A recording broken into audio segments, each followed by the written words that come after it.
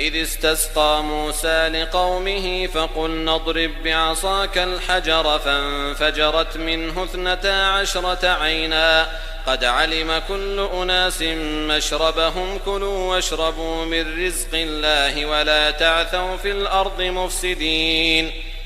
وإذ قلتم يا موسى لن نصبر على طعام واحد فادع لنا ربك يخرج لنا مما تنبت الأرض من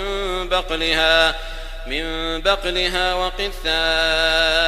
وفومها وعدسها وبصلها قال أتستبدلون الذي هو أدنى بالذي هو خير اهبطوا مصرا فإن لكم ما سألتم وضربت عليهم الذلة والمسكنة وباءوا بغضب من الله ذلك بأنهم كانوا يكفرون بآيات الله ويقتلون النبيين بغير الحق